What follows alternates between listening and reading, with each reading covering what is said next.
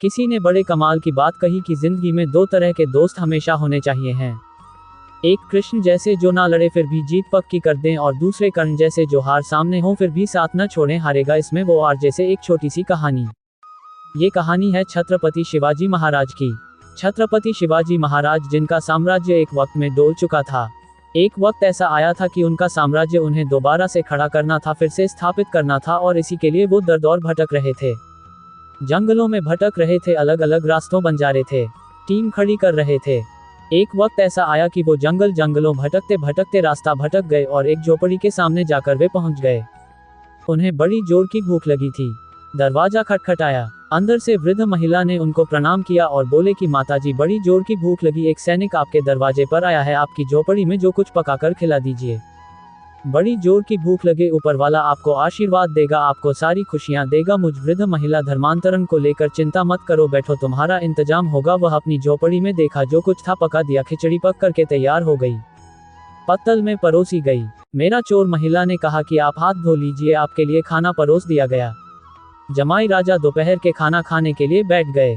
पतलून के सामने एक चीज में रखी थी, जल्दी में थे, भूख लगने दी, फटाफट से खिचड़ी के बीजों की जगह जमुनिया डाल, खिचड़ी गर्म थी, उंगलियां जल गई, बाहर निकाली, भूख मारने लगे। और ये देखकर कुछ महिलाएं भी हंसने लगी और बोली, बेटा तुम बिल्कुल शिवाजी की तरह ना समझो। तो इन्हें अजीब सा लगने लगा कि शिवाजी के आगे जितने लोग आसपास मिलते थे, जानते थे, वो सब बोलते क्या बुद्धिमान है, शौर्य, धीरे, आप जैसा भी दुनिया में नहीं है। लेकिन अपनी बुराई सुनकर बड़ा अजीब लगने बोला कि आप क्या बोल रही माँ, ये आप क्या बोल रही। मात दी तो उस वृद्ध महिला थियान बुलक, बिल्कुल, तो बेटा दिखते भी शिवाजी की तरह तो ना बोलेंगे तो अच्छी बात, मेरे लिए गर्व की बात है कि मैं शिवाजी की तरह दिखता हूँ। तो उन वृद्ध मिलने वाला, लेकिन बेटा तुम ना समझ भी उसी की तरह, जिस तरीके से वार करते करना तो मसीह कर लो। तुमने खिचड़ी के बीचों बीच ले जाकर के नॉर्मल डाल दी।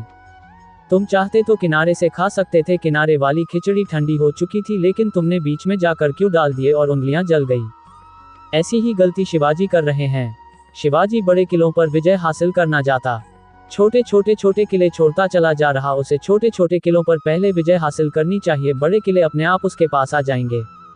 ये बात जैसे उन वृद्ध महिला ने बोली, उन माताजी की बात सुनकर के शिवाजी महाराज को समझ में आ गया कि अब उन्हें क्या करना है। उस दिन उन्हें लाइफ की सबसे बड़ी सीख मिली कि जिंदगी में बड़े लक्ष्य एकदम से हासिल नहीं होते, उसके लिए आपको छोटे छोटे गोल्स बनाने होते हैं।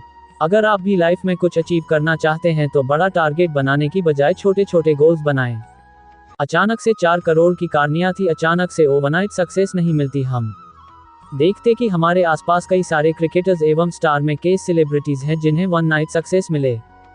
हम उद्यमियों के रातों रात प्रसिद्ध हो गया। उस रातों रात प्रसिद्धि के पीछे बहुत सालों की मेहनत। चाहे वो कोई स्टार, उसने पत्नी कितने ऑडिशंस दिया, कितनी शॉर्ट फिल्म्स की थी, कितने छोटे छोटे रोल्स किए होंगे, तब जाकर कि उसे वो फिल्म मिली जिसमें उसका भाग्य बदल दिया। ऐसे क्रिकेटर्स, अगर उन्होंने किसी दिन ट्रिपल सेंचुरी लगा दी तो उसके पीछे पत्नी कितने दिनों की प्रैक्टिस होगी, कितने दिन तक वो बंदा लगातार मैच के लिए जाता, वो कई बार सिलेक्शन होता, वह वापस आता हो। तो छोटे छोटे गोलियों ने बनाए वो छोटे गोल्स जवाब बना लेंगे तो बड़ा गोल अपने आप को भी हो जाएगा। इसीलिए आरजे कार्तिक बोलता, लाइफ में हौसले के साथ, अपनों के प्यार के साथ, ऊपर वाले के आशीर्वाद के साथ कर दिखाओ जैसा कि दुनिया करना चाहे आपके जैसा।